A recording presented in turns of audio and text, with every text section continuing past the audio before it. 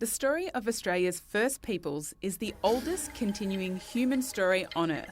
This podcast series presents a collection of First Peoples voices, sharing their experiences, achievements, hopes and beliefs. These are the real stories of Aboriginal and Torres Strait Islander Australia. Hi, I'm Mayrah and you're listening to the Real podcast series. In this episode, I'm very pleased to be chatting with my good friend, Kuku-Yalanji singer-songwriter, the one and only Jessica Mauboy. Hey, Jess. I'm so excited to be here with you and be able to do this and have a yarn and I don't know, just the extension of it. I don't know where we're going to go with this and where you're going to take me, but a little bit nervous. I am a little. We're going to behave ourselves today? Not sure.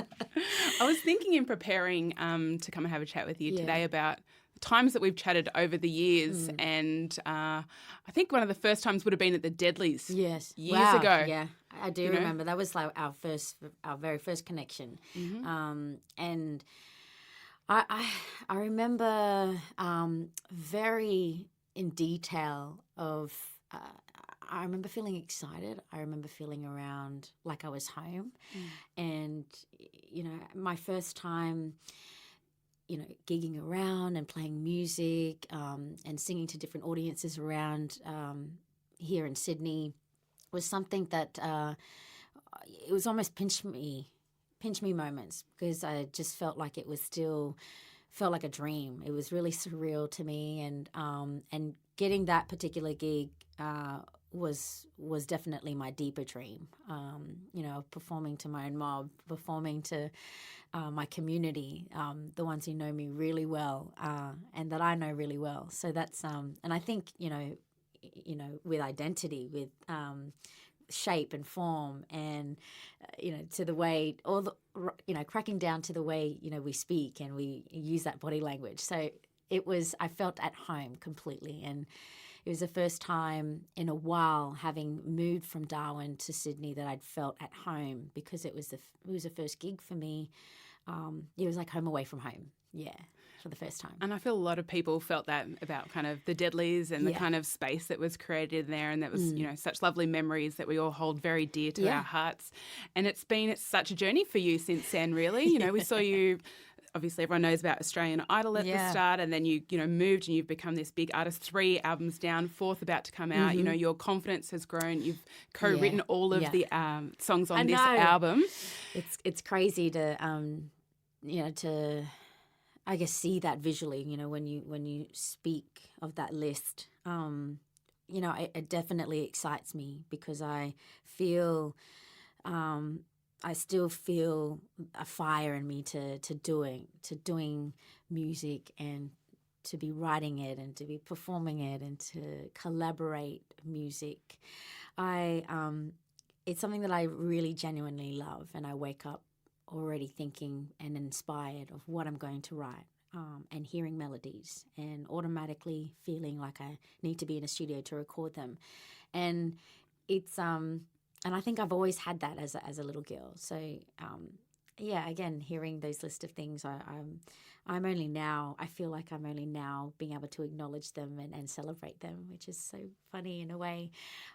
But when you are so busy, and when you are flying so much, and you've kind of, you know, you've done that gig that day, you then fly to the next destination to do another gig that's been prepped and ready for you. So it would, like, from Idol at the age of 16 to about 25, and having recorded 2 or 3 records in between. Not only I'd done, you know, a few Brand New Day and Sapphires, and had then recorded a studio record for that. It happened so quickly and so fast that was never really in the moment. I was never had been given that opportunity to really celebrate it in that moment.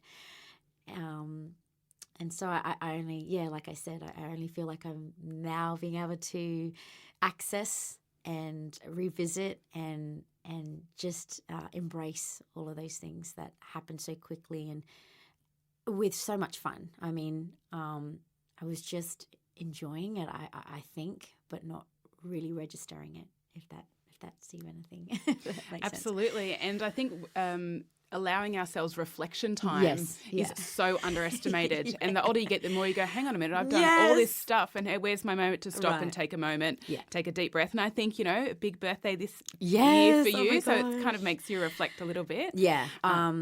Turned 30 this year, 4th of August. I know you were hesitant and you were like hating on being 30. Had to say, hang on a minute, 30s are where it really is happening. You're right. Am I right? And the funniest thing is that I had so many friends and an extension of those friends, that kept asking, this is what it's going to feel like. This is what it was like for me. So it kind of built up this expectation of I don't know what it was going to be, and I didn't know what to expect. So I ended up celebrating going back up to the north, being with family. I catered for the whole event. I pretty much set everything up from the long trestle tables to the white kind of sheets that covered the tables, and there were about 20 of my immediate family and my partner's family. And I set it up vertically straight towards the sun at the jetty there at Nycliffe.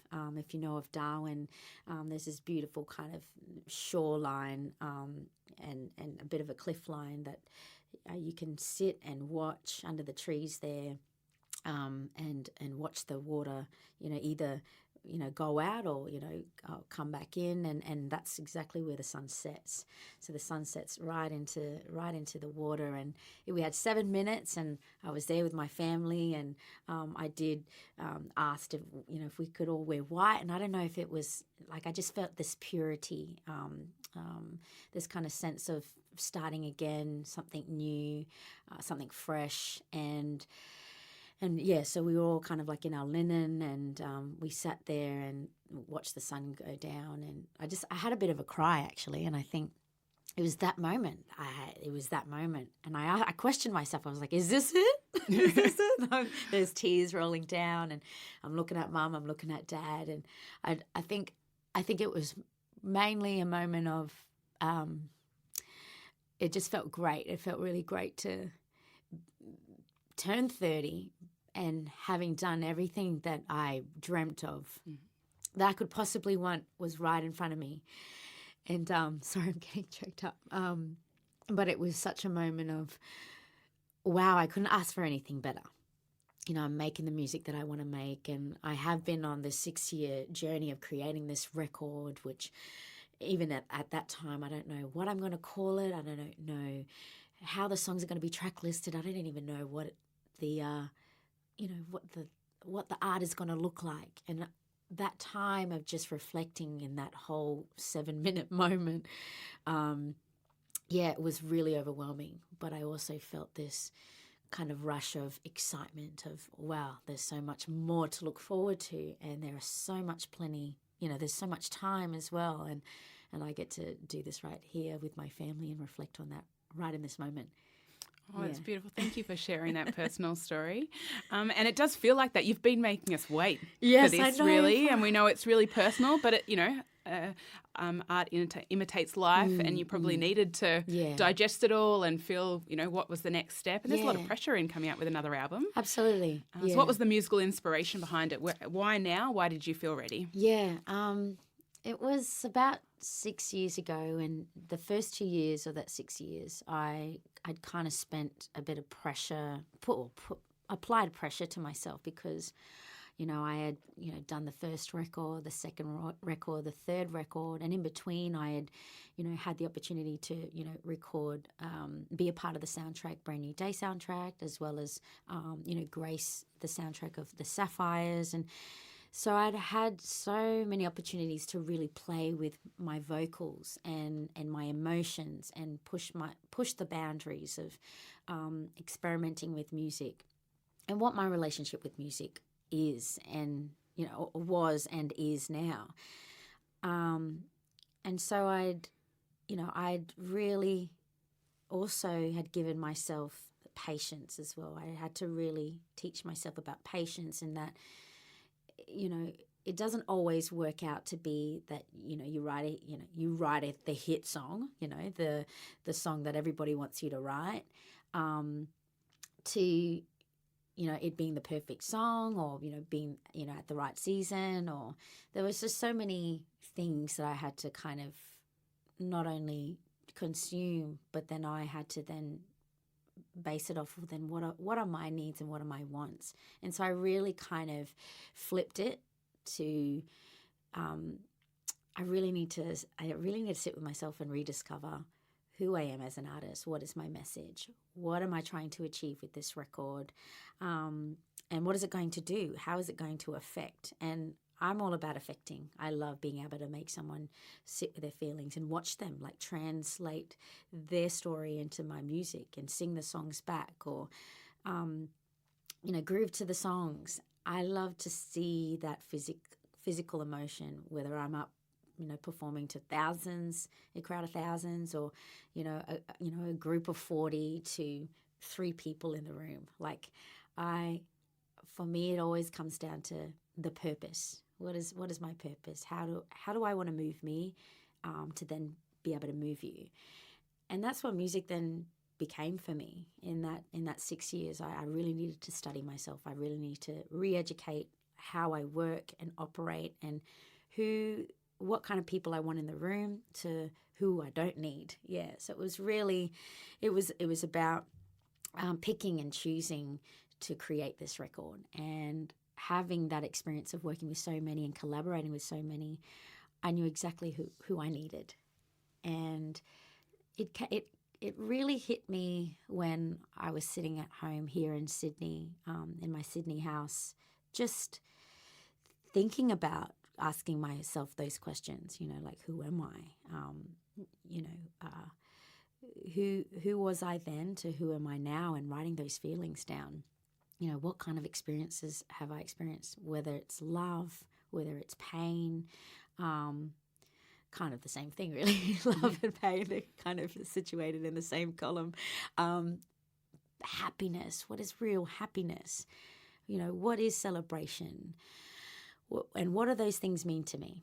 So I was really kind of planning myself out in detail, and that being the kind of core structure of then, it kind of sharing and kind of exploding with almost like confetti. So really kind of writing those things out, drawing circles, and almost kind of, scribbling on the pages and drawing things kind of like bursted like confetti, because all emotions started to fill in. All emotions about being away from home, about, growing up in a small town and having to, being so hugged by the environment, whether it's salt water, to the sand, to the water holes, to going out bush, to go out hunting, to go fishing. All of those things mattered to me, and family. So those activities are connected with my family. And family, those activities kept coming up for me. Being home, what is home? And that's what I really needed to do. It was like, it was calling, home was calling. I know that sounds crazy, but I hadn't been home for ages. I'd been working, I'd been flying, I'd been doing, experiencing things for myself and crafting, my vocal ability, my performance on stage, my stagecraft, really, for so long that I had almost lost touch with what actually moves me, what actually keeps me grounded. And it was that I'd kind of disconnected with family and the things that I really love to do, that fulfilled me with such ease. And that's what I needed to do. I booked a ticket home, and I went home, and I just cried. I cried because I was not only thankful for what music had given me for all those years, from 16 to 25, but also cried having disconnected myself from my family. So I was kind of at a bit of a tug of war. I was at war with myself. And it saddened me. And I just remember, well, I need to express this. I need to express it. And my family know this, but they need to hear it because they see it and they feel it. But I need to say something. And it was purely about me spending, that amount of time over the next 2 to 3 years, which allowed me to sit with Mum and reshare stories and really understand who is she as a woman, how she had to survive at such a young age and, being married at 15, and things that I discovered about my mother that I found that I had soaked up, that I had then mirrored her life into my own. And, it's kind of like you look up to someone, you want to follow in their footsteps. My parents were that for me. And, I wanted to be strong and courageous. I wanted to be the greatest fisherwoman. I wanted to be great at all the things that they had showed and shared with me physically and visually, to the wise words. And, I'd been taking that on board for my whole life. And it was just that moment that I had to re-engage, reconnect, and have them retell them their story so that I could understand mine better, which was so weird because most people would think, you get all these experiences, you begin to understand, you understand yourself a little bit more, where I was a little bit backwards. Like for me, knowing my family's story and history allows me to really make my choices to do and be the vessel that I need to be to create those goals or visions or better, And it was that one day that I sat with Mum, and it struck me because I'd been writing my name out, and creatively I'm such a visual person. I was like, well, what is my record going to look like? Is it going to have my full name, or is it going to, have my initials? Is it just going to be JM, or what are the colours? So I began the process of, of creating it visually, but hadn't had the purpose in the story yet. And so it was that one day that I sat with Mum over a cup of tea under the house, and I asked her, Mum, my middle name, Hilda, I've always known Jessica Hilda Mauboy, and I've always written that on every, at school, from when I was in high school to, to signing things now as an adult. But it's really struck me now, like I look at it and I'm in love. I'm in love with my name, and I'm really interested to know, why, or Hilda, because I know of Nana, but I don't know so much about her, and I know that you lost her when you were really young, and this was me talking to Mum, and Mum's story is, goes way deeper. And I think that's what affected me most, and I guess allowed me to want to do music, because as a young girl, I'd watch her, and, she'd always tell us about, I never had a mother. I was 10 years old when my mother passed away, and she was 37. So we were both young, and she always used to tell us, so you guys are lucky that, you have me, and, that I get to teach you things, because I never had a mother to lean on. And that affected me over the years. I would observe her. I would watch her, cleaning up, or listening to her music, or dancing around in the kitchen, or just, having conversations, having yarns, and having aunties come over, and how they would connect. And that, it really struck me, because I asked her over that cup of tea, I was like, why did you name me after why did you name me Hilda? Why did you name me after your mother? Because I'm one of 5 girls, and out of all the girls, at that moment, why me? I think I'm going to get choked up. But I asked her that, and she kind of looked to the ground, and then she looked up, and she's like, yeah, now that I think about it, when you were born, I looked at you, I instantly saw my mother. And I guess I just started bawling my eyes out, because knowing my mother's story about her having never had Nana,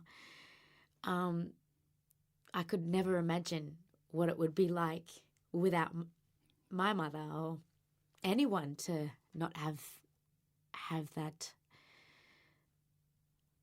their mother. And it was just something that I just sat there and I my eyes were just kind of engaged with her and locked to her, because I really wanted to know. I was so fascinated, but so emotionally fascinated. And she said, I looked at you and I saw my mother's face. And that instantly got me. I knew that I was going to name whatever I was going to create after that. That was going to be purely about discovering myself through Nana, through my mother, through the struggle, through the pain, and these are things that were going to get me to write my music, to be able to sit in a studio and be with my feelings and embrace the story that had come before me and the story before that and the story before that. And that's where it got really, I guess, really, really deep. Every day after that, I'd sit there with Mum and, would go through the photo album and look at Nana, and there were most photos of her just styling up with her deadly outfits on. She would have these kind of long dresses, and she'd always do this thing with her blouse, with her top. She always used to tie the two ends up and make it, like a crop top. And in a lot of the photos, she did that. So you kind of sense or felt through this photo this kind of witty, sexy, voluptuous woman who had curves and wasn't afraid to embrace that. She really embraced herself through these photos. And she would always kind of, do these hand movement kind of Kodak moments in these pictures, and poise. She was always kind of very classy. Mum would always used to say that Nana, she was a housewife, and that was pretty much, that was a job. That was a working job, looking after three of my mum's sisters and my mother. But Nana, Mum would say that, Nana always made sure that there was food on the table when they got home from school. And she would make the girls wash their clothes, hand wash their clothes, polish their shoes, and have them ready on their bed for school the next morning. And so she had structure. She loved having things in place, but she also loved the nightlives. Mum used to tell me every time she knew that Nana would apply this, it was a gold embroidered lipstick that she used to have, and it was a red lipstick. It was a very kind of old classic gold twisted lipstick case. And every time Nana Hilda would apply this, Mum knew that Nana was going out. And that was her, her signal, her night out with the girls. And it was things like that really, like I do that with my girlfriends, or, I love to dress up and, and take pictures and things like that I hadn't known about. I was already doing. And so it even much deeper with thinking about the record was thanking Nana for allowing me to embrace everything that I have, to really enjoy the woman that I am, the woman that I've become and that I am becoming. And it just made sense that I would name it after Nana. I would name it Hilda, and that being Nana being very much a part of me and me being a part of Nana. And it was really about that. It was really about taking control, having structure, planning for myself, that I knew exactly how I was going to tell the story and who I wanted on the project, who I had trust in, who I knew that wouldn't disregard anything or, doubt my mission with this record. That's what it was about. creating it for this last 6 years. Yeah. It's really, you can hear it in your voice that it's obviously very personal. It's stepping into your power as a woman. Wow.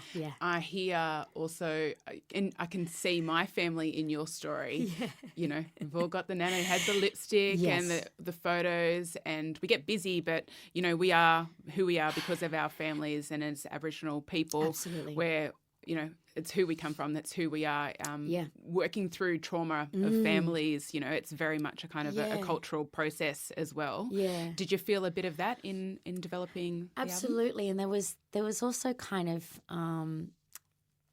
you know, sensitivity too behind it, because not only, you know, did I have my story, but the rest of my sisters, my mum, my dad, and the extension of the family, and then their view and their stories that they had firsthand. So I wanted to come from a point of view that I named this after Nana, and I tell these stories because she allowed me to go deep with myself. She allowed me thinking about her and her struggles and her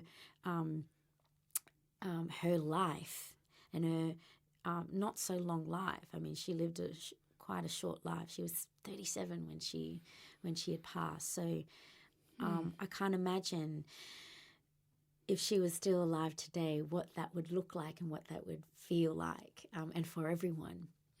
Nana was, you know, come from her brothers and sisters, so she, you know, come from a lot of song lines there and a lot of stories there. So I wanted to, in dedication, in a way, from my point of view of thanking Nana for allowing me to embrace the woman and my power. What kind of power do I hold in the vessel that I, you know, that I get to take on this road? And it was that. It was thinking about it every time I thought, you know, daily about how would she feel, how would she be, putting myself in her shoes, and, you know, and a lot of the things that you know she did, you know, and breaking tradition a little bit and cultural views. She was her own vessel, and that's what I loved that she carried. A lot of the stories that you know, aunties and uncles would tell me, you know, what she was about, what she would do, and how she would go about her day, affected me, because, you know, I wanted to be just like that. And living in today's world, I mean, the access is just beyond.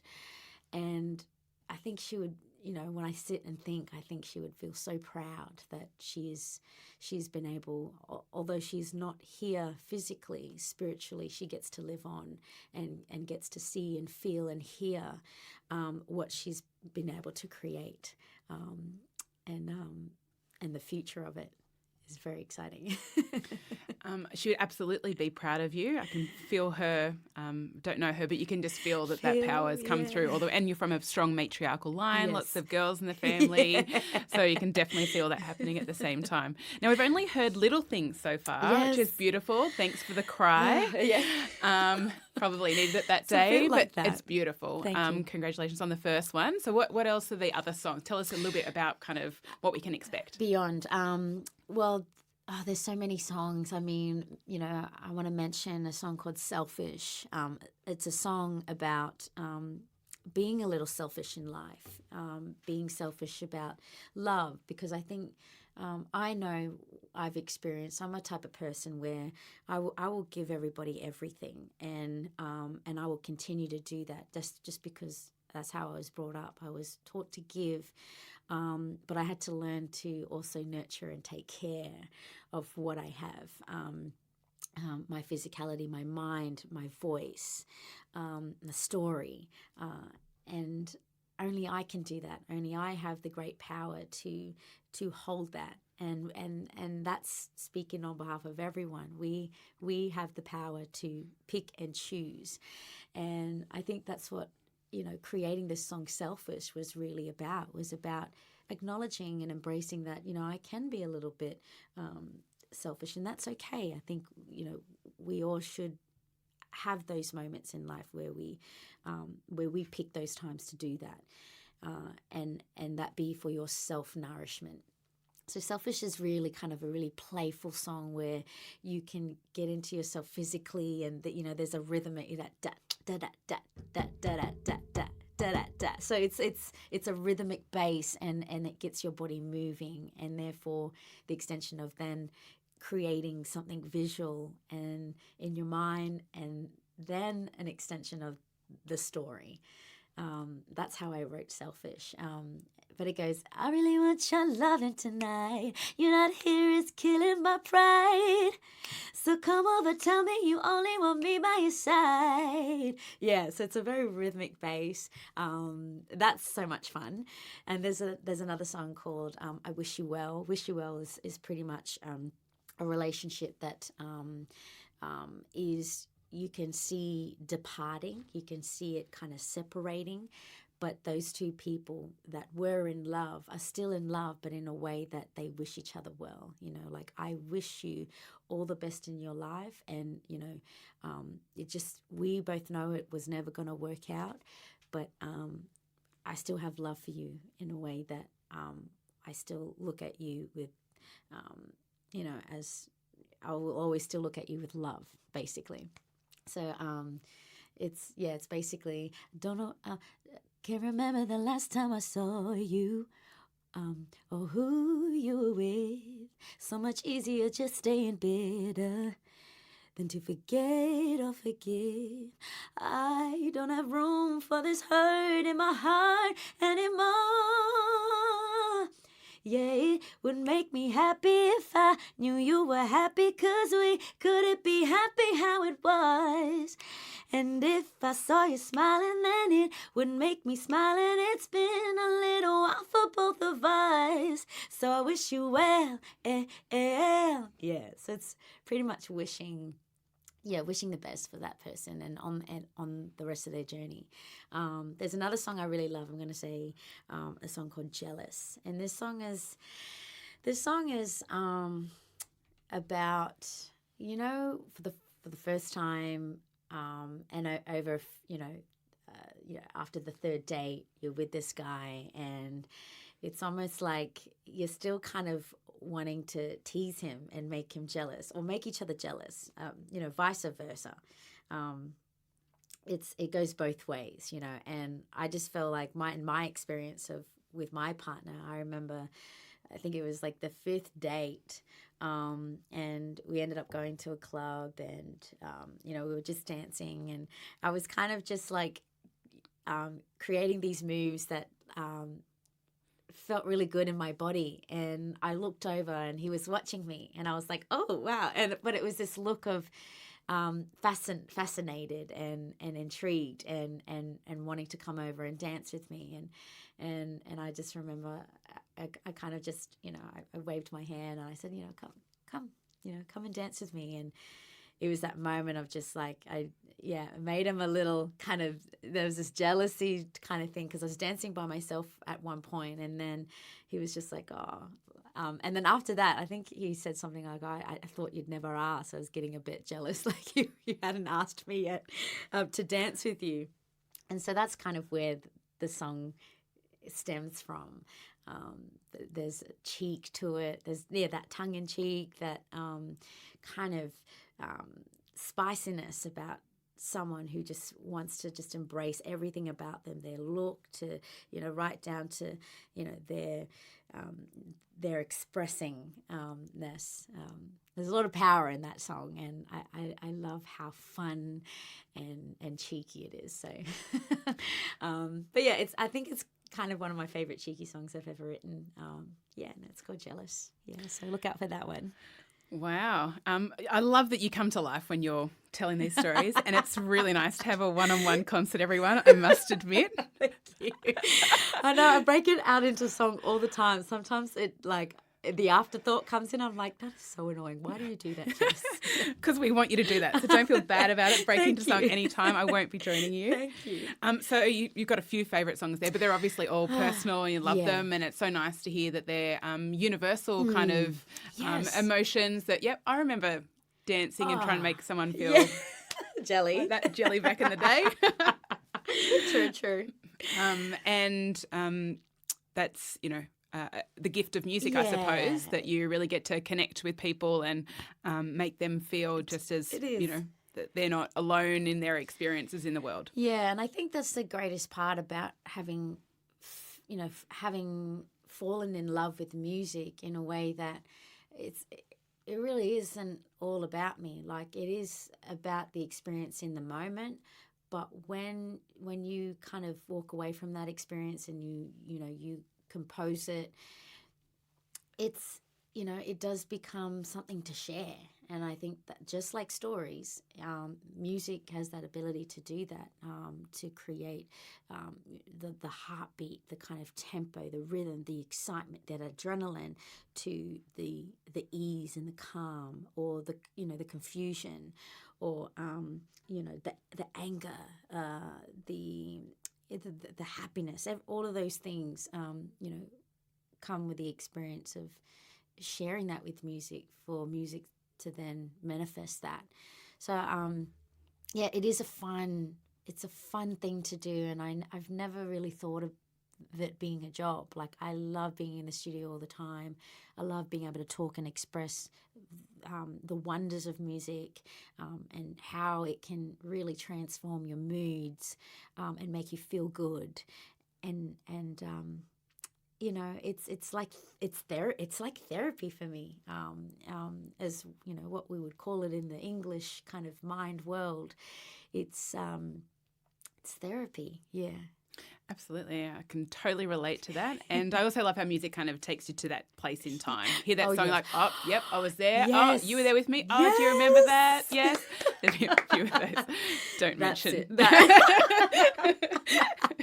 Love that. But it's an exciting time for you now. It's so lovely to hear about kind of the album and the process, and we're just excited to hear when it kind of comes out, which is not too far away, on the 18th of October. 18th of October. So that's when we'll get a chance to hear more of this fabulous music. Yes. And at the moment, you're kind of prepping everything out. You're signing, you're getting ready, you're doing the promo tour. What is it like at this stage of the process? At this stage, it's really kind of go, because you have such a wonderful team, a whole building of a team who are, helping you to be able to distribute the whole record as a whole, from track listing to the visual effect, the physicalness of buying a CD, because we love moving with the times and downloading, but there's nothing quite like having something physical to possess and to hold and to have for yourself. Again, going back to telling your story.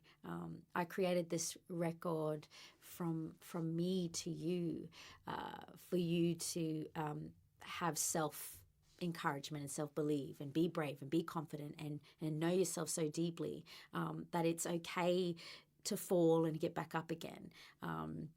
And songs that are in there about, maybe you don't want to pray for that person because they've hurt you so much. A song I wrote called Blessing, actually. And there's just things in there that really capture moments for people to, like nostalgia, like those moments of that day it happened, or Friday, or at that time. And, maybe you were wearing something, that triggered. But creating this record, with a whole team has been magical for me, and a wonderful experience that I've been able to really dictate and control, and know that when I go out there to express it, that I know firsthand what this record is, better than anybody else, so that I can continue to talk and to share those stories in detail. But yeah, pretty much from now on, it's really finalizing the details of, color palettes, to the fonts, to the grading of the paper. I know it's so crazy, but those are the things that I guess make it come to life when you are buying a physical CD. And I'm still that. I love to go to CD stores and open up a Mariah CD perhaps, or a Britney Spears CD. I mean, like, that's two different worlds, but you know what I mean. Or a Whitney greatest track, and to read all the people that helped bring the song together, whether it's a producer, a songwriter, a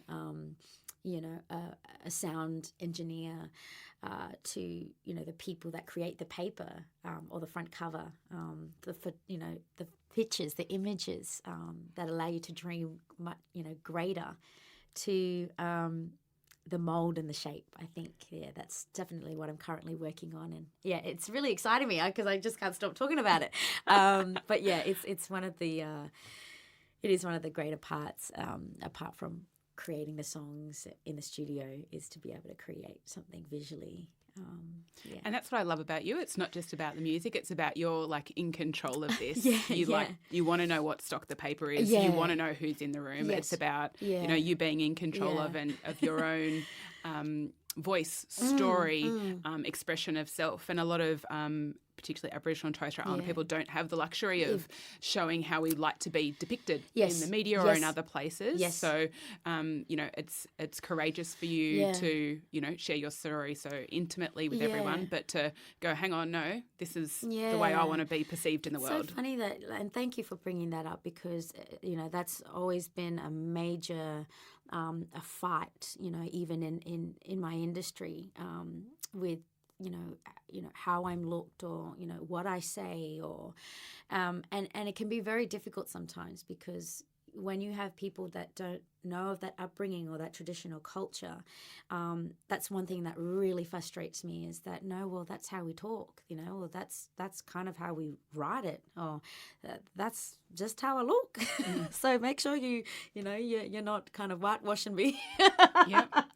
Because that is exactly, how I want to be seen, because when I go out there, that's exactly what I'm going to look like. So I want to fit exactly what that picture is doing when I go out in the physical world. But also too, it was great struggles to be able to tell my stories, and I think that's where I felt really strongly about having the right people who weren't going to try and dictate me, who weren't going to put words in my mouth, because that's important. I think when you're trying to live you and be your own identity, you have to have an extension of that when you go out into the real world, because people are going to ask questions. People are going to want to know in detail what that's like, and you don't want to be standing up front not knowing what that is.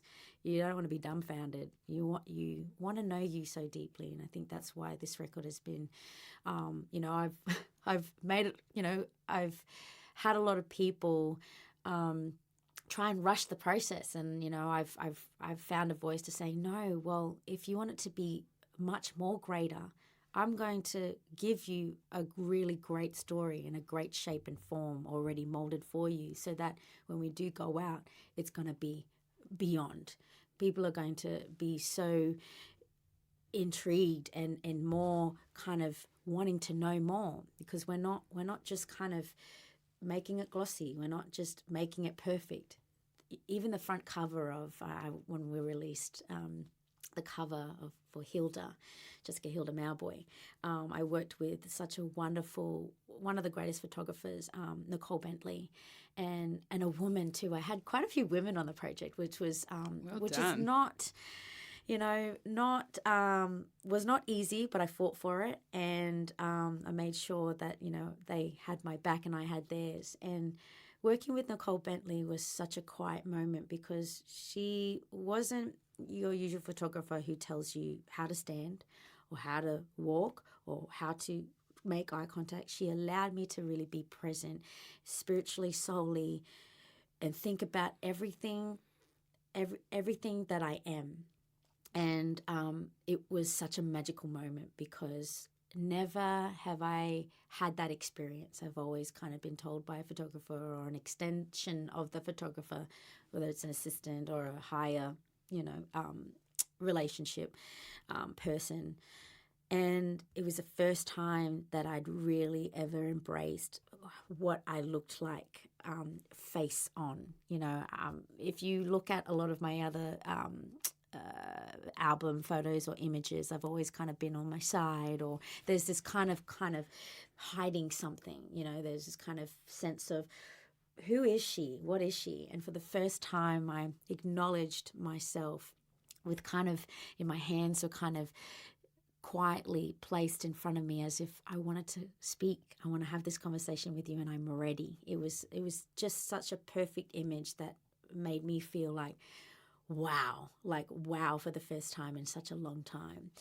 And I made sure that was going to be the image, and I won that one. There was quite a few battles with that, but it's so good to be so instinctively knowing, and I think that's what I possess in this record, is that after everything, after every experience or any collaboration, or someone who's fought with me or disagreed with me or didn't believe me, this is what this record is.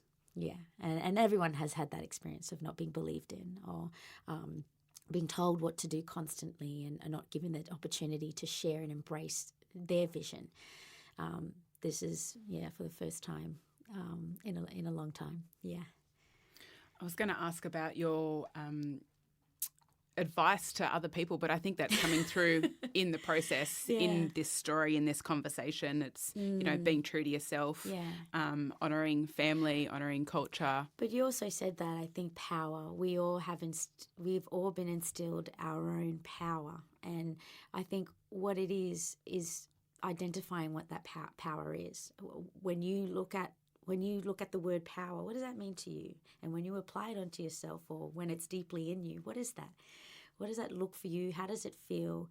What are the extension words of power that are going to lift you, that are going to keep you wise, keep you confident, keep you brave, keeping you with all your little traits that make you who you are. And you've allowed me to, again, even today, that power has gone to another level again. So thank you. Thank you very much for allowing me to explore through this yarn. Oh, absolutely. And it's always the kind of conversations that we have that just kind of go there, because you want to be surrounded by people that uplift you and where you feel safe, and you can have those, big picture life discussions. Light your fire. You want people who are going to light your fire as they would for you. You for them for you. Yeah. And in terms of, so album's done, getting ready, final touches, going to be out in the world. Ooh, it's going to be an amazing hit already, as we can see it. The first song's already taken off, and it's such a great following. What's next? What's after the album's out? And I think in life generally could be longer term than there's a lot of things. I love this record so much. I'd eventually love to tour.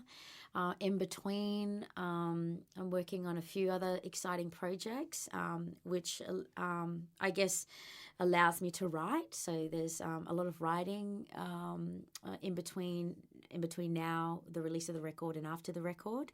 But I'd love to get out and tour again. It's been, the last tour was probably about 2 or 3 years ago. So, I guess being able to bring big crowds, and whether it's smaller venues or bigger venues, I'm not quite sure. I'd love to do a bit of both, but I'd love to go regional as well, and all across Australia. It would be really nice to re-engage again physically. But yeah, international? I would love to do international. The writing is taking me international, which is really nice. So those are those in between, flying in and out moments. Mm-hmm. But we'll see where that writing process takes me, because as much as I love writing for music, I also love writing for film. So that's something I dream of doing again, like A Brand New Day, like A Sapphires, like A Secret Daughter. Mm-hmm. That's something I've been dreaming about, and jotting down things that could be possible, whether it's creating or writing for a lead role, not specifically for me physically to be the lead role, but writing for not only myself but for others. So that's something that I would love to continue to do. I'm a big fan of community work, so I'm sure there'd be quite a few charity moments along the way. Also, just kind of community activity moments is what I love doing. I love getting out there, being with the young kids, and watching them grow and hear them out. So if there's any opportunity there, holler at me. I'd love to get on board for sure. And how do you have what do you do to have your downtime, to decompress, to process? What does that look like for you? Well, I love eating real food. What is real food? Like, Tell you know, me I love, exactly like- what you want to eat when you feel in that moment. Like, What's your cheat meal? Like, I love missing, like, home-cooked meals. You know, Mum would make beef stews and, you know, she'd make stir fries or, you know, she'd make goose curry. Yeah, your fish curry's amazing. Fish curry, well, that's probably what I'll do. I'll get you around, Mayrah. We'll go in for a fish curry. We'll have family over and we'll do that for downtime. But I love that. I love gathering family, you know, in the backyard, cooking up, you know, a barbecue, having that yarn. That's downtime for me because I'm with the people that I love. I'm with you. I'm, you know, with just having that yarn. I think that's something, and it's not that pretentious, you know. Like there's a difference between having a chat and having a yarn, you know what I mean? Like like the good belly laughs, you know, that's a yarn. That's like proper yarn where you don't have to talk business or you're really in tune, or you know, talking about aunties, uncles, you know, siblings, whatever, and stories, you know, when you just go back being nostalgic. That's the yarn that I miss. That's the downtime. But I love watching movies. Like I recently watched It, the movie. I love scary movies. Oh. I love scaring myself, but then, you know, me by the end of the night sleeps with the light on. You know what I mean? Yeah. I'm terrible like that. So, but I put myself through that hell and then it's exploring emotions a little bit as well. Too far. But I love everything from going for a long cruise. I love traveling. I love long drives. I love driving. I love driving in the Isuzu Ute. Just going bush bashing, like going up mountains or driving through dirt roads. And that for me, I think environments, scenic views that just kind of go forever. I love that kind of feel. That makes me feel. Being a part of our country. Yes, just land. In that kind land of space. Yeah, that's it. I could talk to you all day, I know. but I think your team has been really lovely to let us go over schedule today. Well, I'm just saying I could go all day with you. Yeah. So you know what I mean? We'll have to just take it offline, I think, the next. But thank you so much. We are very proud of you. We're grateful for you to join us on the Real podcast. We cannot wait to hear the whole album and continue to support you and see what other fabulous things you come up with and keep doing all the great work that you're doing. Yeah, well, thank you for being so inspiring yourself and, you know, with the whole program. It's lovely to be able to express and be able to continue to share, you know, for others that, you know, are listening right now. So thank you.